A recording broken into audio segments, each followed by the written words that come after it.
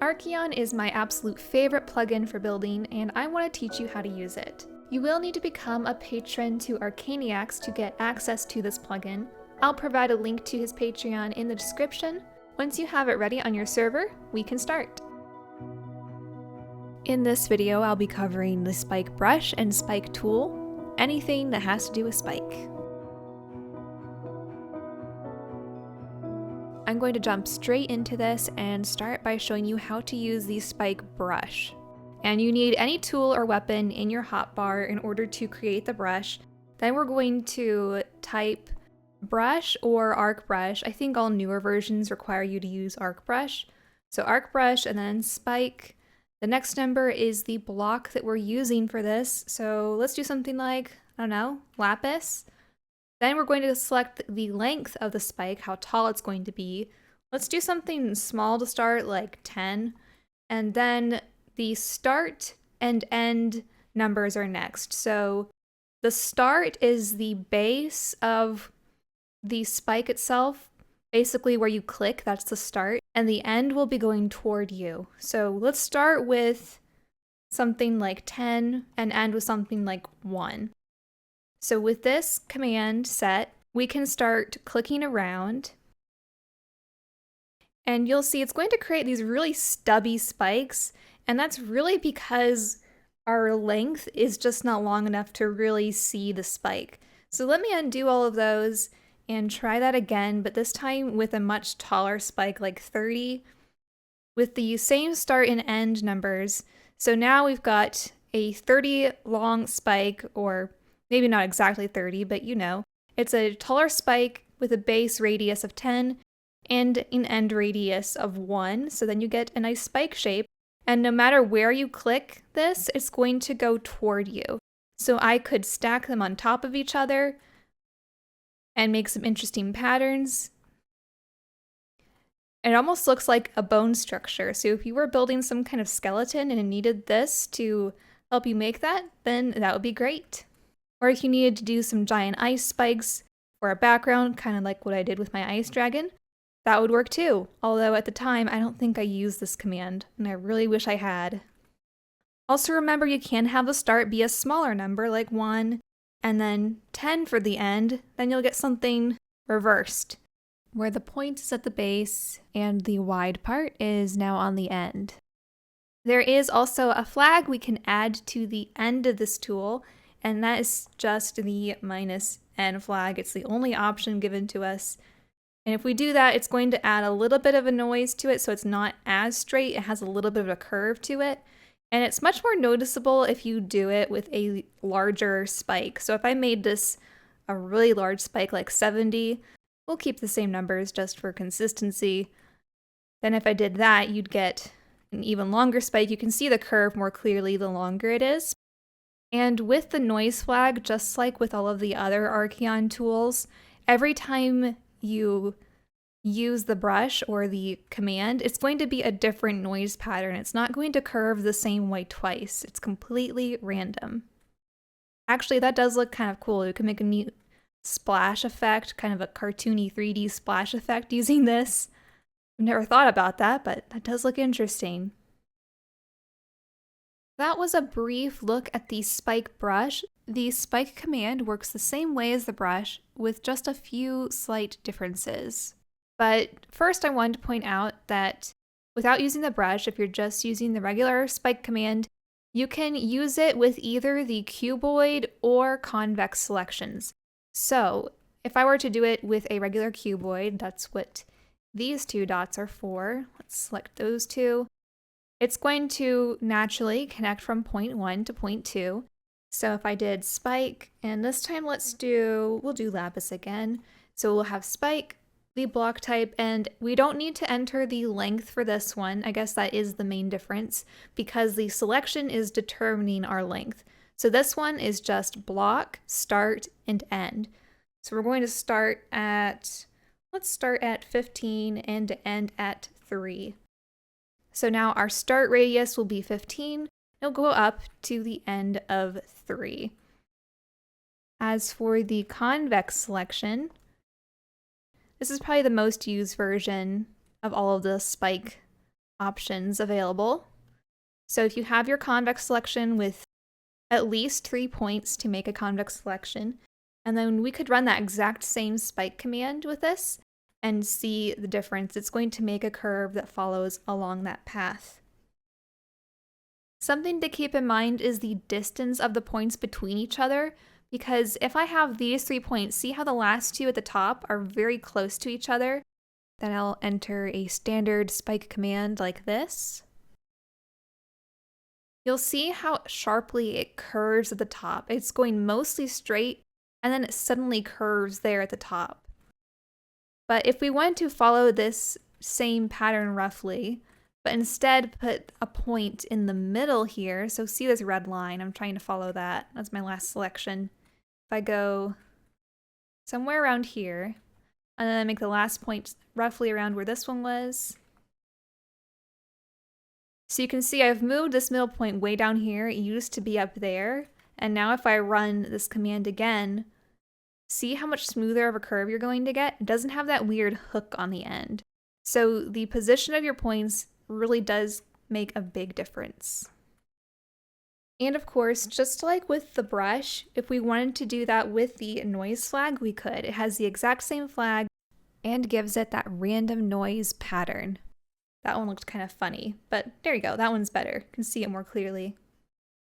Another difference that the spike tool has from the spike brush is we can add a third number to this. So you have 3 different sizes, the start, middle, and end. So if we wanted it to start at 15, get smaller at 5, and get bigger again at 10, then we could do that, and it will start one size, in the middle point it will reach the other size, and the last size on the end. With my selection here, I did only have 3 points, but if you had a convex selection with more than 3 points, obviously it would just find the center of the selection as a whole and would not go directly on that selected point, if that makes sense. I typically like to use the middle number if I need to adjust how gradually it's fading away, because sometimes having it go from a large size all the way to a small size spread over this distance is too gradual, and sometimes you only want it to fade closer to the end. And I can demonstrate this in my next example. Over here I have a poor, half-finished dolphin. Actually, I cheated. I had the dolphin completed, and then I broke part of it away, just so I could use it as an example on the spike tool. I have all of these dots set up, so I'm going to select these in order from the tail all the way up to the head. And then I should be able to run the spike command in order to fill this in. I think I selected that, it's just not showing it, but I think it's still selected. Okay. I'm going to enter spike, something that stands out. How about a gold block? And then for my start radius, I'm going to do something small like 4 and end it on something large like 22. These are very specific numbers because I did test this beforehand. But if I just have those 2 numbers and enter it, you'll see that in the middle here, it's not quite touching the fin. So maybe we could adjust it by adding that third middle number so that it's not fading so drastically from one end to the other. So let me undo this and take that same command. This time I'm going to put a middle number or a middle radius in between those. So now it's 4, 18, 22. And when I enter that, it looks much better. It's actually touching this fin, and this slope here is looking better. Normally, when I'm doing the spike command for a body like this, it will be the first step, not the last. I'm working in reverse here just to show you this example, but I also want to show you this. When you come around to the front, see how wide this spike is? It's because it is basing it off of a sphere. This organic doesn't need to be that round, but that is what the command will do. So just because the command makes something perfectly round, especially for specific types of animals or organics, it doesn't always mean you want to keep it that round. So that's how it would look by default. If I left the spike tool like that, obviously the head would probably be just as round too if I were to do another spike and going down, but I don't think a dolphin needs to be that big around. Up here is another example of the dolphin. This was the original one, and you can see how it's much thinner of a body, not as spherical, and it still has that same spike-like pattern going through it. So I think I still did start with spike, but then I adjusted it by hand to fit the width of the dolphin itself. The biggest takeaway from this example is the command may be fast, but it doesn't mean it's always right. It's okay to go back in and change some things up. The rest of this video is just a bunch of more examples on how you can apply this command to your builds. As you know, I have built many horses in my time, and the spike tool is what I rely on to build the mane and the tail. Now, when I did these the first time I was building them, I think I colored the entire horse first before adding the hair, because any shapes that you add on top of existing shapes, it's good to color the ones underneath first. How I would typically start these ones is I would start on the neck and just select all the way down to here and maybe finish it off with a little curl or something. And then I would usually do a G mask, but I won't for this example. I would do spike, some kind of placeholder block, and then start something small like 2, maybe go up to 5, and then 2 again. Let's see what that looks like.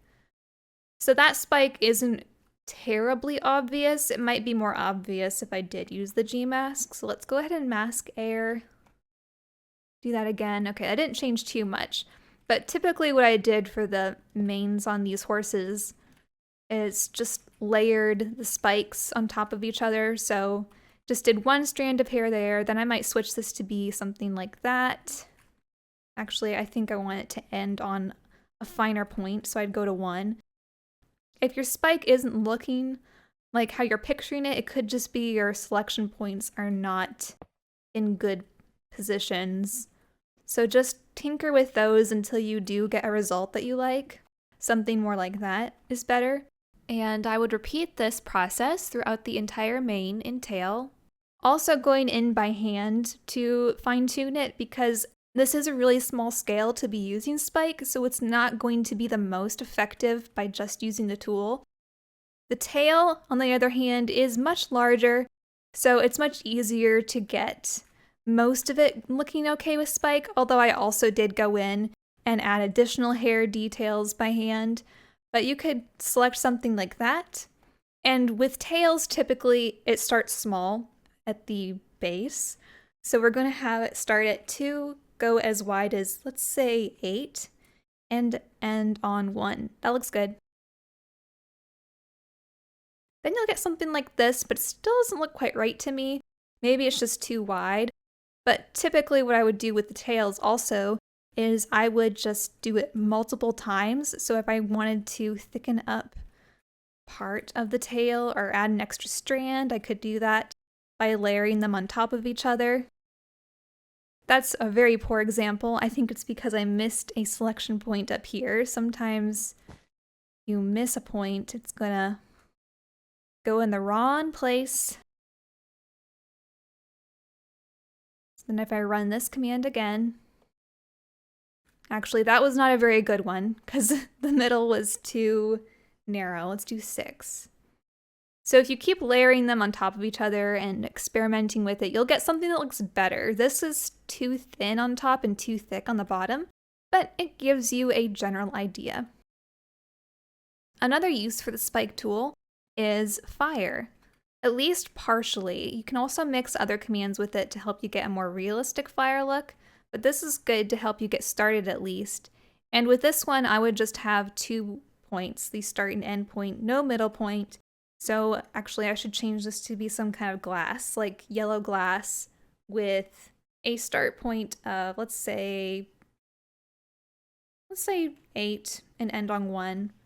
And you'll get something that looks like that. It does kind of look like a flame. We could also add some noise to that to make it look a little more interesting. And of course, when I do the noise, it's going to kind of shift it around a bit. So you've got to keep entering it until you get one that looks good to you. And of course, the more you layer these on top of each other, the more realistic of a shape you're going to get. It does take a little bit of practice to figure out where's the best spot to put your points for the convex selection. And of course, whenever you're using the -n flag, it's not going exactly where you have your points selected and is more random. So I don't use the -n flag most of the time, unless I know it's perfectly fine that I don't need a very precise path followed. I think it works well for the fire, it's just hard to get it in a good position. There's a lot more you can add to this to make it look like real fire, but it's a good start all the same. As you see, Spike has many great applications, but one of my favorite uses for it is making mega trees. I can make an entire tree, trunk, and branch system just using this command. Like I mentioned before, when you're using the noise flag, it can be tricky to get it to connect to the right spot, but it still saves you a lot of time and you get a much more natural looking tree because of it. If it's possible, it would be nice to see some kind of flag added where you can lock the first point in place. That way, when using the noise flag, it wouldn't be shifting around as much. It's just a suggestion. I don't know if it's actually going to happen or even practical, but it would definitely make building trees much easier. Sometimes I do feel like a broken record and I'm repeating the same things to you over and over, but I do like giving practical examples on how to use these commands. Maybe it will spark some kind of imagination in you. I don't know. And if you did find any other great uses for this command, feel free to let me know. I may have heard of it and may have not, and I might learn something. There is a playlist of more Arceon tutorials on my channel if you're interested in learning more. Have a great day and have fun building!